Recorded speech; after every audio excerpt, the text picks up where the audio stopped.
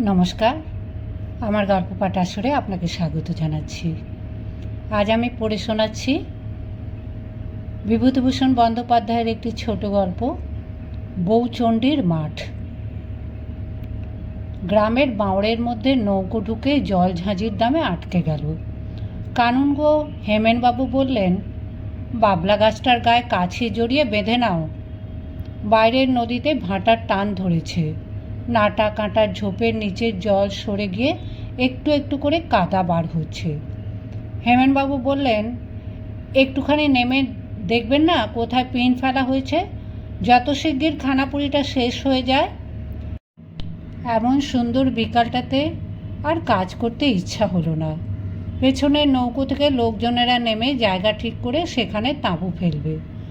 জরিপের বড় সাহেবের শিগগির সদর থেকে আসবার কথা আছে, কাজেই যত তাড়াতাড়ি কাজ আরম্ভ হয় সকলে সেই দিকে ঝোঁক। সাব ডেপুটি নৃপেনবাবু কাজ শেখবার জন্য এইবার প্রথম খানাপুরির কাজে এসেছিলেন। বয়স বেশি না, ছোকরা, কিন্তু মাঝ নদীতে নৌকা দুললেই তার অত্যন্ত ভয় হচ্ছিল। বোধহয় ভয়কে ফাঁকি দেবার জন্যই তিনি এতক্ষণ ছইয়ের মধ্যে ঘুমিয়ে পড়বার ভান করে শুয়েছিলেন। এবার ডাঙায় নৌকা লাগতেই তিনি ছইয়ের ভেতর থেকে বার হয়ে এলেন এবং একটু পরে হেমেনবাবুর সঙ্গে কথায় কথায় কি নিয়ে বেশ একটু তর্ক শুরু করলেন। নৃপেনবাবুকে বললুম, টিনাসি অ্যাক্ট কচকচিতে আর দরকার নেই, তার চেয়ে বরং চলুন নেমে তাঁবুর জায়গা ঠিক করা যাক, কাল সকালেই যাতে কাজ আরম্ভ করা যায়। চৈত্র মাস যায় যায়, গ্রাম্য নদীটির দুপার ভরে সবুজ সবুজ লতানো গাছে নীল পাপড়ি বন অপরাজিতা ফুল ফুটে আছে। বাঁশঝাড় কোথাও জলের ধারে নত হয়ে পড়েছে, তলায় আকন্দ ঘেঁটু ফুলের বন ফুলের ডালি মাথায় নিয়ে ঝিরঝিরে বাতাসে মাথা দোলাচ্ছে। দুধারে রোদ পড়া কটা ঘাসপালা মাঠের মাঝে মাঝে পত্রবিরল বাবলা গাছে গাংশালিকের ঝাঁক কিচকিচ করছে। নদীর বাঁ পাড়ের গায়ে গর্তের মধ্যে তাদের বাসা। মাকার লতায়, ঝোপের তলায়, জলের ধারে কোথাও উঁচু উঁচু বনমূলোর ঝাড়, তাদের কুচো কুচো হলদে ফুল থেকে জায়ফলের মতো একটা ঘন গন্ধ উঠছে। বেলা আর একটু পড়লে আমরা সেই বাঁওড়ের ধারের মাঠে তাঁবুর জায়গা কোথায় ঠিক হবে দেখতে গেলুম। নদীর ধার থেকে গ্রাম একটু দূরে হলেও গ্রামের মেয়েরা নদীতেই জল নিতে আসে। আমাদের যেখানে নৌকোখানা বাঁধা হয়েছিল তার বাঁ ধারে খানিকটা দূরে মাটিতে ধাপ কাটা কাঁচা ঘাট। গ্রামের একজন বৃদ্ধ বোধহয় নদীতে গ্রীষ্মের দিনের বৈকালে স্নান করতে আসছিলেন। তাকে আমরা জিজ্ঞাসা করলুম, রসুলপুর কোন গাঁখানার নাম মশাই? সামনের এটা না ওই পাশে? তিনি বললেন, আগে না, এটা হলো কুমুরে, পাশের ওটা আমডাঙা। রসুলপুর হলো ও গাঁগুলোর পেছনে, কোষ দুই তফাৎ। আপনারা? আমাদের পরিচয় শুনে বৃদ্ধ বলেন, এই মাঠটাতেই আপনারা তাঁবু ফেলবেন? আপনাদের জরিপের কাজ শেষ হতেও তো 5-6 মাস। আমরা বললাম, তা তো হবেই, বরং তার বেশি। বৃদ্ধ বললেন, এখানটা একটা ঠাকুরের স্থান, গাঁয়ের মেয়েরা পুজো দিতে আসে, বরং আর একটু সরে গিয়ে নদীর মুখের দিকে তাঁবু ফেলুন, নইলে মেয়েদের একটু অসুবিধে। বৃদ্ধের নাম ভুবন চক্রবর্তী। জরিপ আরম্ভ হয়ে গেলে নিজের দরকারে চক্রবর্তী মশাই দলিলপত্র বগলে অনেকবার তাঁবুতে যাতায়াত শুরু করে দিলেন। সকলের সঙ্গে তার বেশ মেলামেশি ও আলাপ পরিচয় হয়ে গেল। তার পৈতৃক জমা জমি অনেকে নাকি ফাঁকি দিয়ে দখল করেছে। আমাদের সাহায্যে এবার যদি সেগুলোর একটা গতি হয়, এইসব ধরনের কথা তিনি আমাদের প্রায়ই শোনাতেন। আমি সেখানে বেশি দিন ছিলুম না। খানাপুরির কাজ আরম্ভ হয়ে গিয়েছে, আমি সেই দিনই জেলায় ফিরব।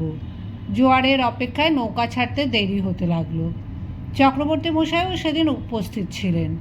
কথায় কথায় জিজ্ঞাসা করলুম, এটাকে বউচণ্ডীর মাঠ বলে কেন চক্রবর্তী মশাই?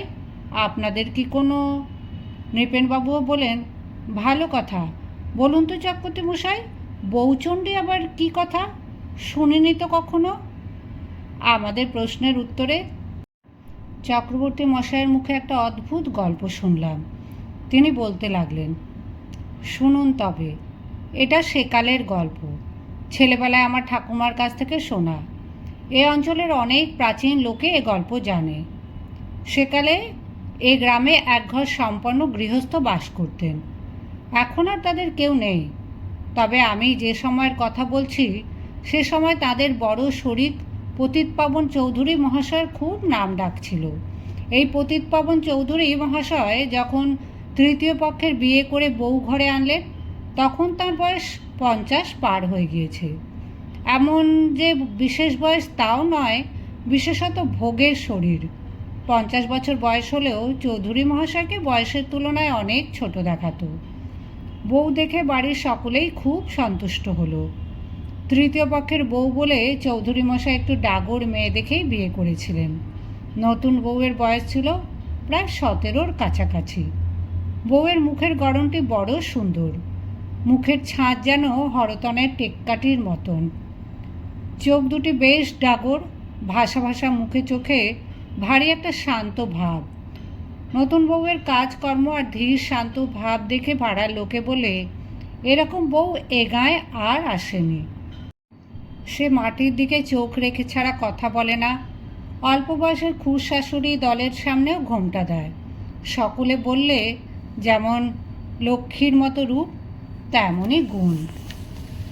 মাস 2-3 পরে কিন্তু একটা বড় বিপদ ঘটল। সকলে দেখলে বউটির আর সব ভালো বটে, একটা কিন্তু বড় দোষ, সে কিছুতেই স্বামীর ঘেঁস নিতে চায় না, প্রাণপণে এড়িয়ে চলতে চায়। প্রথম প্রথম সকলে ভেবেছিল নতুন বিয়ে হয়েছে, ছেলে মানুষ, বোধহয় সেই জন্যই এরকম করে। ক্রমে কিন্তু দেখা গেল যে কোনো পুরুষ মানুষ দেখলে সে কেমন ভয় কাঁপে। বাড়িতে যেদিন যজ্ঞী কি বড় কোনো কাজকর্মের বাইরের লোকের ভিড় হয় সেদিন সে ঘর থেকে আর বাড়ি হয় না। স্বামীর ঘরে কিছুতেই তো যেতে রাজি হয় না। মাসে 2 দিন কি 1 দিন সকলে আদর করে গায়ে হাত বুলিয়ে পাঠাতে যায়। সে জনে জনের পায়ে পড়ে, এর ওর কাছে কাকুতি মিনতি করে, কিছুতেই বুঝ মানে না। পুরুষ মানুষের গলার স্বর শুনলেই কেমন যেন আড়ষ্ট হয়ে পড়ে। অনেক পরে বুঝিয়ে সুঝিয়ে সকলে তাকে একদিন স্বামীর ঘরে পাঠিয়ে দিয়ে দৌড়ে শিকল বন্ধ করে দিল। চৌধুরী মশাই অনেক রাত্রে ঘরে ঢুকে দেখেন তার তৃতীয় পক্ষের স্ত্রী ঘরের এক কোণে জড়সড় হয়ে দাঁড়িয়ে ভয়ে ঠকঠক করে কাঁপছে। এরপর আর কিছুতেই কোনো দিন সে স্বামীর ঘরে যেতে চাইতো না। বাড়ি শুদ্ধ লোকের হাতে পায়ে পড়ে বেড়াতে লাগলো। সকলকে বলে, আমার বড্ড ভয় করে, আমায় ওরকম করে আর পাঠিও না, তোমাদের পায়ে পড়ি। বোঝাতে বোঝাতে বাড়ির লোক হয়রান হয়ে গেল। দিন কতক গেল, একদিন তাকে সকলে মিলে জোর করে স্বামীর ঘরে ঢুকিয়ে দিয়ে বার থেকে দৌড় বন্ধ করে দিলে। তারা ঠিক করলে এইরকম দিতে দিতে ক্রমে লজ্জা ভাঙবে, নইলে কতদিন আর এ নাকামি ভালো লাগে। ভোরে উঠে সকলে দেখলে ঘরের মধ্যে বউ নেই, বাড়ির কোথাও নেই। নিকটেই বাপের বাড়ির গাঁ, সেখানে পালিয়ে গেছে ভেবে লোক পাঠানো গেল। লোক ফিরে এলো, সে সেখানে যায়নি। তখন সকলে বললে পুকুরে ডুবে মরেছে। পুকুরে জাল ফেলা হয়, সন্ধান মেলে না। বউয়ের কচি মুখের ও নিরীহ চোখের ভাব মনে হয় লোকের মনে অন্য কোনো সন্দেহ জাগাবার অবকাশ পেল না। কত দিকে কত সন্ধান করে যখন কোনো খোঁজই মিলল না, চৌধুরী মশাই মানসিক শোক নিবারণ করবার জন্য চতুর্থ পক্ষের স্ত্রী ঘরে আনলেন। অজ পাড়াগাঁ, নতুন কিছু একটা বড় ঘটে না, অনেক দিন এটা নিয়ে নাড়াচাড়া চলল। তারপর ক্রমে সেটা কেটে গিয়ে গ্রাম ঠান্ডা হলো। এই মাঠের পূব ধারে গ্রামের মধ্যেই চৌধুরীদের বাড়ি ছিল। তখন এইখান দিয়েই নদীর স্রোত বইত। মোজে বাঁওড় হয়ে গেছে তো সেদিন। আমরা ছেলেবেলাতেও ধান বোঝাই নৌকো চলাচল হতে দেখেছি। ক্রমে চৌধুরীদের সব মোড়ে হেজে গেল। শেষ পর্যন্ত বংশের একজনকে ছিল উঠে গিয়ে অন্য কোথাও বাস করলে। এসব অনেক বছর আগেকার কথা, 70-80 বছর খুব হবে।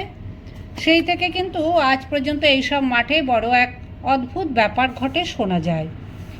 এই ফাল্গুন চৈত্র মাসে যখন খুব গরম পড়ে তখন রাখালেরা গরু চড়াতে এসে দূর থেকে কতদিন দেখেছে মাঠের ধারে বনের মধ্যে নিভৃত দুপুরে বাঁশবনের ছায়ায় কে যেন শুয়ে আছে। কাছে গেলে কেউ কখনো দেখতে পায়নি। কতদিন সন্ধ্যার সময় তারা গরুর দল নিয়ে গ্রামের মধ্যে যেতে যেতে শুনেছে অন্ধকার ঝোপের মধ্যে যেন একটা চাপা কান্নার রব উঠছে। সম্মুখ জ্যোৎস্না রাত্রে অনেকে নদীর ঘাট থেকে ফেরবার পথে ছাতিম গাছের নিচু ডালের তলা দিয়ে যেতে যেতে দেখেছে দূর মাঠে সন্ধ্যার আবছায়ায় জ্যোৎস্নার মধ্য দিয়ে সাদা কাপড় পরে কে যেন ক্রমে ক্রমে দূরে চলে যাচ্ছে। তার সমস্ত গায়ের সাদা কাপড়ে জ্যোৎস্না পড়ে চিকচিক করতে থাকে। মাঠে যখন সন্ধ্যা ঘনিয়ে আসে তখন ফুলে ভরা নাগকেশর গাছের তলায় দাঁড়িয়ে ভালো করে দেখলে মনে হয় কে খানিকটা আগে এখানে দাঁড়িয়ে ডাল নিচু করে ফুল পেড়ে নিয়ে গিয়েছে। তার ছোট ছোট পায়ের দাগ, ঝোপ যেখানে বড় ঘন সেই দিকেই চলে গিয়েছে। মাঠের ধারে এই ছাতিম গাছের তলায় উলোচণ্ডী তলা। চৈত্র সংক্রান্তিতে গ্রামবধূরা পিঠে, কাঁচা দুধ আর নতুন আখের গুড় নিয়ে বৌচণ্ডীর পুজো দিতে আসে।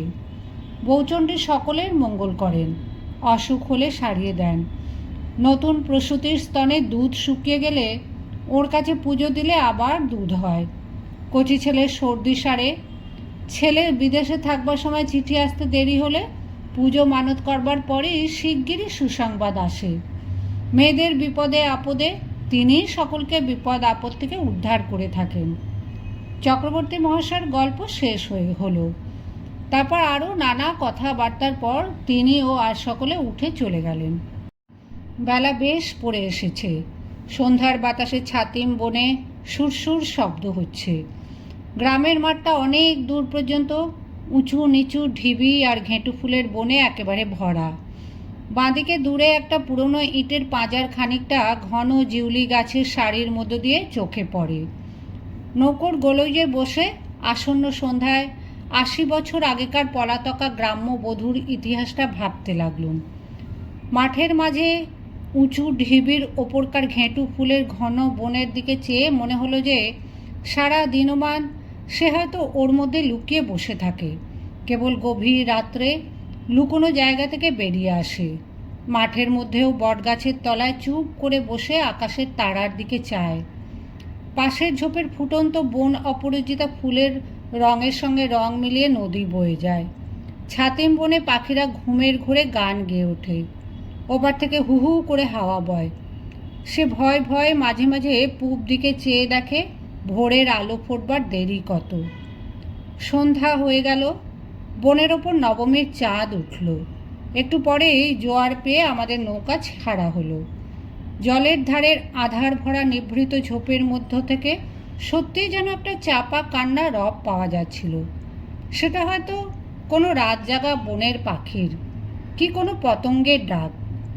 বাঁওড়ের মুখ পার হয়ে যখন আমরা বাইরের নদীতে এসে পড়েছি তখন পেছন ফিরে চেয়ে দেখি নির্জন গ্রামের মাঠে সাদা কুয়াশায় ঘোমটা দেওয়া ঝাপসা জ্যোৎস্না রাত্রি অল্প অল্পে লুকিয়ে চোরের মতো আত্মপ্রকাশ করছে। অনেক কাল আগেকার সেই লজ্জা কুণ্ঠিতা ভীরু পল্লী বধূটির মতো।